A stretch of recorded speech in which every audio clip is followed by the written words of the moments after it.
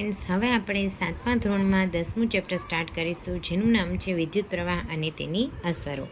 સૌપ્રથમ પ્રશ્ન છે કે વિદ્યુત પ્રવાહની ઉષ્મીય અસરને આધારે વપરાતા સુરક્ષા ઉપકરણને શું કહે છે? જવાબમાં આવશે ફ્યુઝ.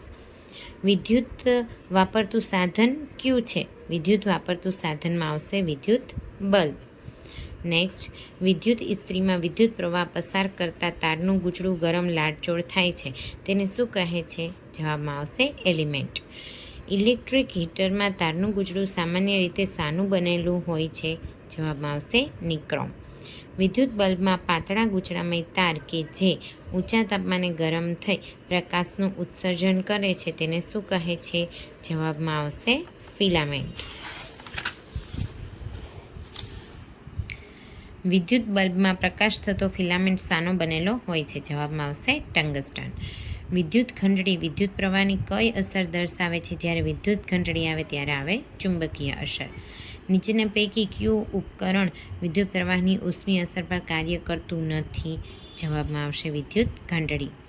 નીચેના પૈકી કયું ઉપકરણ વિદ્યુત પ્રવાહની ઉષ્મીય અસર પર કાર્ય કરે છે?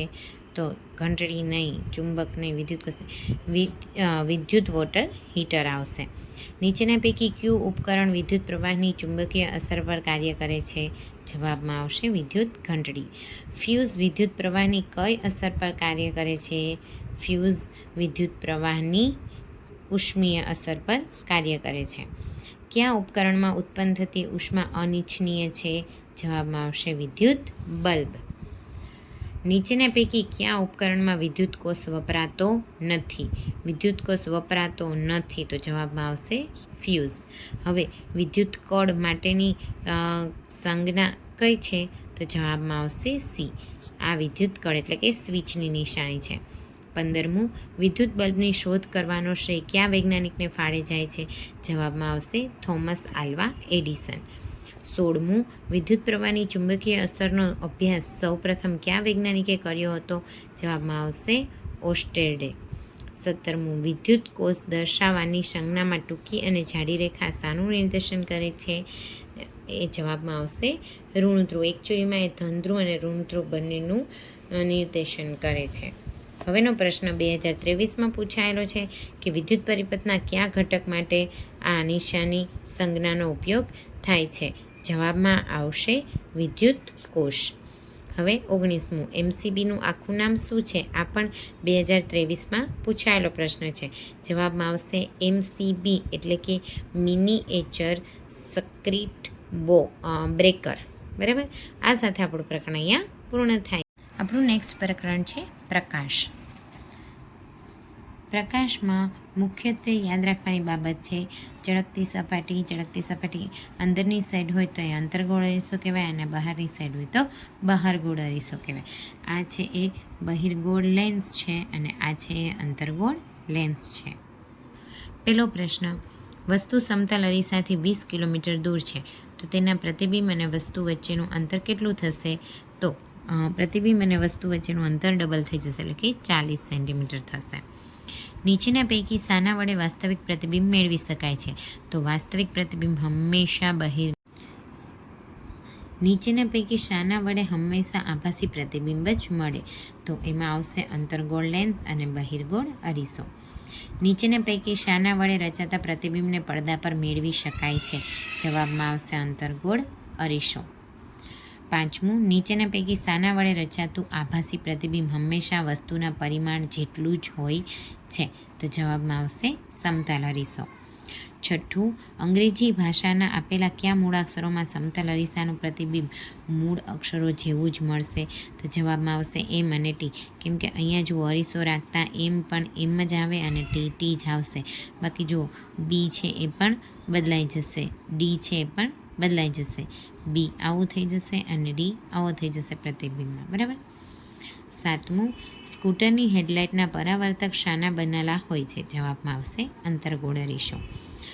8મું, દાંતના ડૉક્ટર દાંતનું વિસ્તૃત પ્રતિબિંબ જોવા માટે શાનો ઉપયોગ કરે છે? જવાબમાં આવશે અંતર્ગોળ અરીસો. 9મું, નીચેના પૈકી શામાં બહિર્ગોળ લેન્સ વપરાતો નથી? જવાબમાં આવશે સર્ચ લાઇટ. 10મું, શાના વડે સૂર્યપ્રકાશનું 7 રંગોમાં વિભાજન થાય છે? જવાબમાં આવશે પ્રિઝમ. સમતલ અરીસા સામે કયો અંગ્રેજી મૂળાક્ષર મૂકશું તો એનો અક્ષર એવો હોતો નથી? જવાબમાં આવશે ઝેડ, કારણ કે ઝેડનું પ્રતિબિંબ આવી રીતનું મળશે. 12મું, શાના વડે રચાતું આભાસી પ્રતિબિંબ વસ્તુ કરતાં નાનું હોય છે? જવાબમાં આવશે અંતર્ગોળ લેન્સ. 13મું, સ્કૂટર કે કાર ચલાવનાર પાછળનો વાહન વ્યવહાર જોવા માટે શાનો ઉપયોગ કરે છે? જવાબમાં આવશે બહિર્ગોળ અરીસો. શાના વડે રચાતું આભાસી પ્રતિબિંબ વસ્તુ કરતાં મોટું હોય છે? જવાબમાં આવશે બહિર્ગોળ લેન્સ. 15મું, અંતર્ગોળ અરીસા વડે કયા પ્રકારનું પ્રતિબિંબ મેળવી શકાતું નથી? જવાબમાં આવશે આભાસી અને નાનું. 16મો પ્રશ્ન, બહિર્ગોળ લેન્સ વડે કયા પ્રકારનું પ્રતિબિંબ મળે છે? તો એના વડે વાસ્તવિક અને મોટું મળે છે, આભાસી અને મોટું, અને વાસ્તવિક અને નાનું પણ મળે છે, એટલે કે આપેલ તમામ પ્રકારના મળે છે. 17મું, મેઘધનુષ્ય ક્યારે અને કઈ દિશામાં જોવા મળે છે? જવાબમાં આવશે સાંજે અને પૂર્વ દિશામાં. 18મું, નીચેના પૈકી કયો બહિર્ગોળ લેન્સ છે? જવાબમાં આવશે ડી, એટલે કે બહારની સાઈડ ઉપસેલો હોવાથી એ બહિર્ગોળ લેન્સ છે. 19મું, કયા પ્રકારનું પ્રતિબિંબ હંમેશા ચત્તું હોય છે? આ 2018માં પૂછાયેલો પ્રશ્ન છે. તો આભાસી પ્રતિબિંબ હંમેશા ચત્તું હોય છે, જ્યારે વાસ્તવિક પ્રતિબિંબ હંમેશા ઉલટું હોય છે. શાના વડે રચાતું પ્રતિબિંબ પડદા પર ક્યારેય મેળવી શકાતું નથી? જવાબમાં આવશે 2019માં પૂછાયેલો છે, જેનો જવાબ છે અંતર્ગોળ લેન્સ. 21મું, પ્રકાશ ખાલી જગ્યા રેખામાં ગતિ કરે છે? જવાબમાં આવશે સીધી. આ 2021માં પૂછાયેલું છે, એકદમ સરળ આન્સર છે કે પ્રકાશ સીધી રેખામાં જ ગતિ કરે છે. નીચેના પૈકી કયા સાધનમાં બહિર્ગોળ લેન્સનો ઉપયોગ થતો નથી? જવાબમાં આવશે ટોર્ચ, જે 2022માં પૂછાયેલો પ્રશ્ન છે. હવે સમતલ અરીસા વડે મળતા પ્રતિબિંબ વિશે નીચેનામાંથી કયું વિધાન ખોટું છે? જવાબમાં આવશે અરીસાથી વસ્તુનું અંતર અને પ્રતિબિંબ અંતર જુદું જુદું હોય છે, અને આ 2023માં પૂછાયેલો પ્રશ્ન છે. 24મું, રામાભાઈની ઉંમર 63 વર્ષની છે. તેને નાના અક્ષરો લખેલા લેખ વાંચવામાં તકલીફ પડે છે, તો તેને શાનો ઉપયોગ કરી અને સરળતાથી વાંચી શકાય? જવાબમાં આવશે બહિર્ગોળ લેન્સ. આ સાથે આપણું આ પ્રકરણ પૂર્ણ થાય છે. થોડું અટપટું, પણ એકવાર લેન્સ અને અરીસા વિશેનો કોન્સેપ્ટ ક્લિયર થઈ જાય તો તમે ઇઝીલી આન્સર આપી શકો છો. આપણું નેક્સ્ટ ચેપ્ટર છે જંગલો આપણી જીવાદોરી. તો એમાં પહેલો MCQ છે કે નીચેના પૈકી કયા વૃક્ષને જંગલી વૃક્ષ તરીકે ગણના થતી નથી? જવાબમાં આવશે નાળિયેરી. હવે નેક્સ્ટ, જે સૂક્ષ્મજીવો મૃત વનસ્પતિ અને પ્રાણીઓને સેન્દ્રિય પદાર્થો ફેરવે તેને શું કહે છે? જવાબમાં આવશે વિઘટકો. હવે નેક્સ્ટ, કયા સજીવોને વિઘટકો તરીકે ઓળખવામાં આવે છે? જવાબમાં આવશે ફૂગ અને કેટલાક બેક્ટેરિયા. નીચેના પૈકી કઈ વન્ય પેદાશ છે? વન્ય પેદાશ છે એમાં આવશે કાથો. હવે નીચેના પૈકી કઈ જંગલની પેદાશ નથી? જવાબમાં આવશે કેરોસીન. કયા વૃક્ષનું લાકડું ફર્નિચર બનાવવા માટે મુખ્યત્વે વપરાય છે? ખાખરો, ખેર, સાગ કે લીમડો? તો મિત્રો જવાબમાં આવશે સાગ.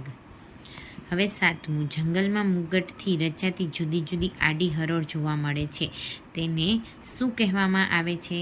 જવાબમાં આવશે વાનસ્પતિક સમૂહો. કોને લીલા ફેફસા અને કુદરતનું જળ શુદ્ધિકરણ તંત્ર ગણવામાં આવે છે?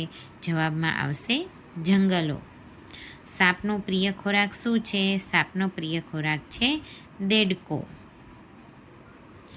10મું, નાના છોડવાઓ જંગલના વાનસ્પતિક સમૂહનું કયું સ્તર બનાવે છે? જવાબમાં આવશે ડી, એટલે કે સૌથી નીચલું સ્તર. 11મું, સડેલા પાંદડા અને પ્રાણીઓના મળ જંગલને શાનાથી ભરપૂર બનાવે છે? જવાબમાં આવશે સેન્દ્રિય દ્રવ્યોથી. 12મું, ભારતમાં કુલ ભૂમિ ક્ષેત્રોના કેટલા ટકા વિસ્તારો જંગલથી રોકાયેલા છે? જવાબમાં આવશે સી, 21%. 13મું, કયું સજીવ મૃત પ્રાણીઓને ખાય છે? જવાબમાં આવશે બી, ગીધ. 14મું, નીચેના પૈકી કોને વરસાદી પાણીના કુદરતી શોષકો ગણવામાં આવે છે? જવાબમાં આવશે એ, જંગલો. અને 15મું, ફૂગ અને બિલાડીનો ટોપ શાના પર નભે છે? જવાબમાં આવશે બી, મૃત વનસ્પતિ પર. આ સાથે આપણો પ્રકરણ અહીંયા પૂર્ણ થાય છે. હવે આપણે 7મા ધોરણનું લાસ્ટ ચેપ્ટર તરફ આગળ વધીએ, જેનું નામ છે દૂષિત પાણીની વાર્તાઓ. તો પહેલો પ્રશ્ન છે, કયા દિવસને વિશ્વ જળ દિન તરીકે ઓળખવામાં આવે છે? જવાબમાં આવશે 22 માર્ચ. બીજો પ્રશ્ન, ગટરના ગંદા પાણીમાંથી કઈ અશુદ્ધિઓ કાર્બનિક અશુદ્ધિઓ નથી? જવાબમાં આવશે રાસાયણિક ખાતરો. બાકી બધી એ કેવી છે? કાર્બનિક અશુદ્ધિઓ છે. ત્રીજું, વેસ્ટ વોટર ટ્રીટમેન્ટ પ્લાન્ટમાં પ્રદૂષિત પાણીને સૌપ્રથમ શામાંથી પસાર કરવામાં આવે છે? જવાબમાં આવશે બાર સ્ક્રીનમાંથી. બી. બાર સ્ક્રીન નીચેના પૈકી કયો કચરો દૂર કરે છે? જવાબમાં આવશે પ્લાસ્ટિકના પેકેટ્સ. તો પ્લાસ્ટિકના પેકેટમાં બાર સ્ક્રીન અને બાર સ્ક્રીનમાં પ્લાસ્ટિકના પેકેટ. પાંચમું, વેસ્ટ વોટર ટ્રીટમેન્ટ પ્લાન્ટમાં પ્રાપ્ત થતા સુકાયેલ કાદવ માંથી શું મળે છે? જવાબમાં આવશે ખાતર.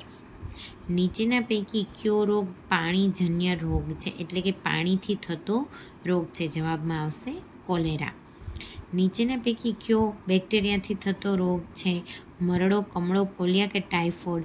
જવાબમાં આવશે ટાઇફોઇડ, જે સાલ્મોનેલા ટાઇફી નામના બેક્ટેરિયાથી થાય છે. આઠમું, સારવાર પામેલ સુએજના પાણીને જંતુરહિત બનાવવા તેમાં કયો વાયુ પસાર કરવામાં આવે છે? જવાબમાં આવશે સી, ક્લોરીન. નવમું, તેલ અને ચરબીયુક્ત પદાર્થોને ગટરમાં નાખવાથી શું થાય છે? જવાબમાં આવશે બી, ગટર જામ એટલે કે બ્લોક થઈ જાય છે. 10મું, વોટર ટ્રીટમેન્ટ પ્લાન્ટમાં અવક્ષેપણ ટાંકામાં તળિયે બેસી ગયેલ મળ જેવા નકામા ઘન પદાર્થોને શાના દ્વારા દૂર કરવામાં આવે છે? જવાબ છે બી, સ્ક્રેપર દ્વારા દૂર કરવામાં આવે છે. WWTP દ્વારા શુદ્ધિકરણ પામેલ પાણીમાં ઓઝોન વાયુ પસાર કરી જંતુનાશક બનાવવું એ કયા પ્રકારની પ્રક્રિયા છે? જવાબમાં આવશે બી, રાસાયણિક. WWTP દ્વારા સારવાર પામેલ પાણીમાં જારક બેક્ટેરિયા દ્વારા અશુદ્ધિઓનું વિઘટન કરવામાં આવે તેને કઈ પ્રક્રિયા કહેવામાં આવે છે? જવાબમાં આવશે જૈવિક પ્રક્રિયા. નેક્સ્ટ પ્રશ્ન છે, વેસ્ટ વોટર ટ્રીટમેન્ટ પ્લાન્ટ એટલે કે WWTP. આ પરીક્ષામાં પૂરું નામ પણ પૂછાઈ શકે કે WWTPનું નામ શું છે? તો જવાબ આવશે વેસ્ટ વોટર ટ્રીટમેન્ટ પ્લાન્ટમાં એરેટર દ્વારા શું કરવામાં આવે છે? એરેટર દ્વારા તો શબ્દ પરથી જ આપણને ખ્યાલ આવી જાય કે હવા ઉમેરવામાં આવે છે. 14મું, સુએજ ટ્રીટમેન્ટ પ્લાન્ટની નજીકમાં શાના વૃક્ષો વાવવામાં આવે છે? જવાબમાં આવશે એ, નીલગિરીના, જેના લીધે સ્મેલ આવતી નથી અને નીલગિરીની સ્મેલ સ્ટ્રોંગ આવે છે. ક્રિયાશીલ કાદવમાં કેટલા ટકા પાણી હોય છે? જવાબમાં આવશે ડી, 97% એમાં પાણી હોય છે. 16મું, ગંદા પાણીની ટ્રીટમેન્ટમાં મળતી આડપેદાશો કઈ છે? 16માં આવશે એ, સ્લજ અને બાયોગેસ. 17મું, ઓઝોન વિશેના નીચેના વિધાનોનો અભ્યાસ કરો. તે સજીવના શ્વાસોચ્છ્વાસની ક્રિયા માટે જરૂરી છે? તો એ જરૂરી નથી. પછી તે પાણીને જંતુરહિત કરવામાં ઉપયોગી છે? હા, એ છે. તે પારજાંબલી કિરણોનું શોષણ કરે છે? એ પણ છે. અને તેનું પ્રમાણ હવામાં 3% છે? તો એવું નથી. એટલે આવશે બીજું અને ત્રીજું સાચું છે, એટલે આપણો બી ઓપ્શન આવશે. 18મું, પાણીનું શુદ્ધિકરણ એ ખાલી જગ્યાને પાણીના સ્ત્રોતમાં પહોંચે તે પહેલાં પાણીમાંથી દૂર કરવાની પ્રક્રિયા છે. જવાબમાં આવશે એ, બધા પ્રદૂષકો, જે 2019માં પૂછાયેલો પ્રશ્ન છે.